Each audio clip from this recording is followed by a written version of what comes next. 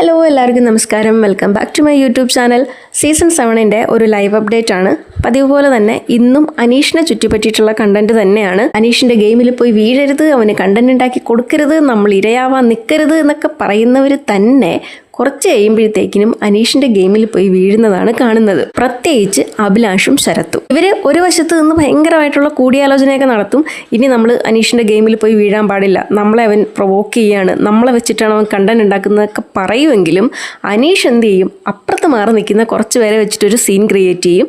ഇവർ നൈസായിട്ട് അതിൽ പോയി വീഴുകയും ചെയ്യും. പിന്നെ ഈ അനീഷ് ഉണ്ടാക്കുന്ന കണ്ടന്റ് എന്ന് പറഞ്ഞാൽ ഇൻറ്റൻഷനലി ഇറിറ്റേറ്റ് ചെയ്ത് ഫേക്ക് ആയിട്ടൊരു സീൻ ക്രിയേറ്റ് ചെയ്യുക എന്നുള്ളതാണ്. അത് അവിടെ ഉള്ളവർക്കും അറിയാം. പക്ഷേ ഈ അഭിലാഷും ശരത്തും ഒക്കെ എന്ത് ചെയ്യുന്നു വെച്ചാൽ പലപ്പോഴും ഫേക്കായിട്ട് തന്നെ ഇങ്ങനൊരു സാധനം അനീഷ് ക്രിയേറ്റ് ചെയ്യുമ്പോൾ ഇവരും ഫേക്കായിട്ട് പോയിട്ട് റിയാക്ട് ചെയ്യും. പക്ഷേ ഇവർ റിയാക്ട് ചെയ്യുന്നത് ഭയങ്കര ലൗഡായിട്ടും പ്രൊവോക്ഡ് ആയിട്ടും ഒക്കെയാണ്. എന്നാൽ അനീഷ് ഇവരെ ട്രിഗർ ചെയ്യാൻ നോക്കുന്നതും ഇറിറ്റേറ്റ് ചെയ്യാൻ നോക്കുന്നതും ഒക്കെ ഇവർ ചെയ്യുന്നത് പോലെ ഭയങ്കര ഒച്ചയും ബഹളവും ഉണ്ടാക്കിയിട്ടൊന്നുമല്ല.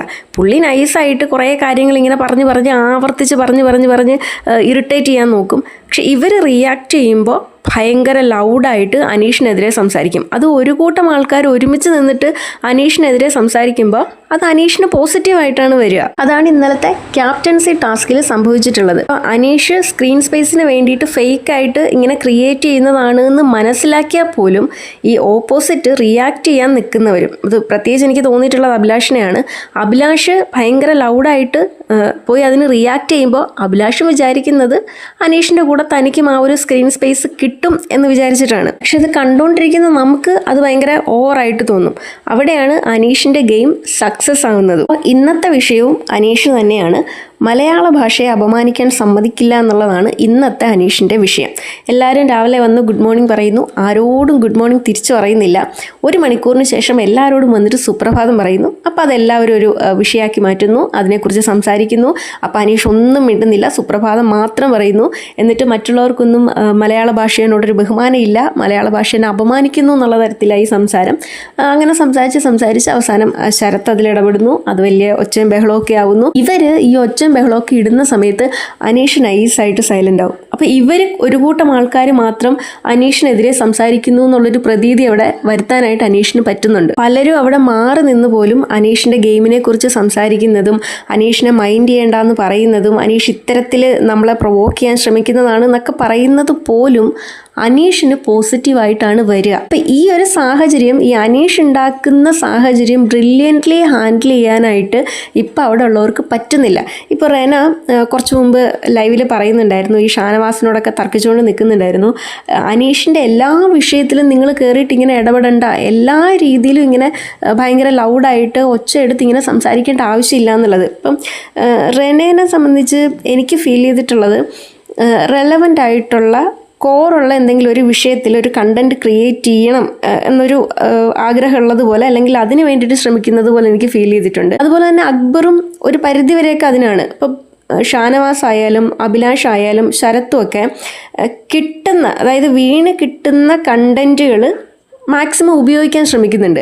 അതിപ്പോൾ റിയലായിട്ട് അവർ ഇറിറ്റേറ്റഡ് ആയിട്ടായിരിക്കില്ല, റിയലായിട്ട് അവർക്ക് ദേഷ്യം വന്നിട്ടായിരിക്കില്ല, അവരും ഫേക്കായിട്ട് തന്നെ ഭയങ്കര ഒച്ചയും ബഹളവും ഒക്കെ എടുത്ത് അവരുടെ ഒരു പ്രസൻസ് അറിയിക്കാൻ വേണ്ടിയിട്ട് ശ്രമിക്കുന്നുണ്ട്. പക്ഷേ അത് ഒരാൾക്കെതിരെ മാത്രമായിട്ട് നിരന്തരം വരുമ്പോഴത്തേക്കിനും അത് ഓപ്പോസിറ്റ് നിൽക്കുന്ന ആൾക്കാണ് അത് ഗുണം ചെയ്യുക. ഇനി അടുത്തത് ലൈവിൽ സംഭവിച്ചിട്ടുള്ളൊരു കാര്യം, ഷാനവാസിൻ്റെ ഭീകര കണ്ടന്റ് മേക്കിങ്ങിൽ അനു കരഞ്ഞു തളരുന്നതാണ്. ഒരു കാര്യമില്ലാത്ത കാര്യമാണ്. ശരത്തിന് കഴുത്തുവേദന എടുക്കുന്നു എന്ന് പറയുന്നു. ഇത് കേൾക്കുന്ന അനു പറയുന്നു, കഴുത്ത് വേദനയ്ക്കൊന്നും ഡോക്ടറിനെ കാണേണ്ട ആവശ്യമില്ലാന്ന്, അത് ആവി പിടിച്ചാലൊക്കെ മാറുന്നതേ ഉള്ളൂ എന്ന് പറയുന്നു. അപ്പോൾ ഷാനവാസ് അതിൽ ചോദിക്കുന്നു, അപ്പോൾ ഡോക്ടർമാരൊക്കെ കഴുത്ത് വേദനയ്ക്ക് മരുന്ന് എഴുതി തരുന്നത് എന്തിനാണ് ചോദിക്കുന്നത്. അപ്പോൾ അനു പറഞ്ഞു, അവർക്ക് പിന്നെ എന്തെങ്കിലും മരുന്ന് എഴുതണ്ടേ, അതിന് വേണ്ടിയിട്ട് എഴുതുന്നതാണെന്ന്. അപ്പോൾ അനു ഡോക്ടർമാരെ എല്ലാവരെയും അവഹേളിക്കുകയാണ്, ഡോക്ടർമാർ കാശിന് വേണ്ടിയിട്ടാണ് മരുന്ന് എഴുതുന്നതെന്ന് അനു പറഞ്ഞു എന്നുള്ള രീതിയിലാക്കി.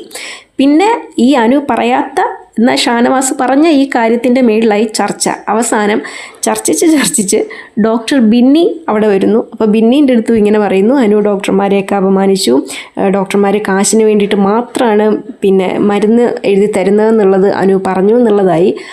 ഇറ്റ പൊന്നെ, അത് കഴിഞ്ഞപ്പോഴത്തേക്കിനും ബിന്നി അവിടെ നിന്നിട്ട് ഒരു മെഡിക്കൽ ക്ലാസ് തന്നെ എടുക്കുന്നു. ഇത് കാര്യങ്ങൾ കുറച്ച് സീരിയസ് ആവുന്നു എന്ന് കണ്ടപ്പോഴത്തേക്കിനും അനുവും ബിഗ് ബോസിലാണല്ലോ, അപ്പോൾ അനുവിനും സ്ക്രീൻ സ്പേസ് വേണമല്ലോ. അപ്പോൾ അനു പോയിട്ട് കരയുന്നു, കരഞ്ഞ് ആകെ തളരുന്നു.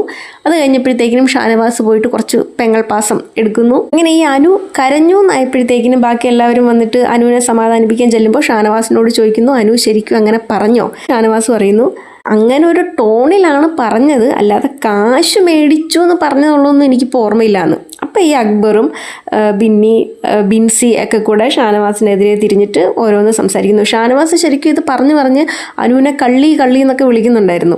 അത് പറയാത്തൊരു കാര്യം പറഞ്ഞു എന്നുള്ളതാക്കി വെറുതെ പറഞ്ഞ് ഇങ്ങനെ ഷാനവാസിൻ്റെ ഓരോരോ തമാശകൾ. അതൊക്കെ കഴിഞ്ഞ് കുറച്ച് കഴിഞ്ഞപ്പോഴത്തേക്കിനും മോർണിംഗ് ആക്ടിവിറ്റിക്ക് വേണ്ടിയിട്ട് ബിഗ് ബോസ് വിളിക്കുന്നു.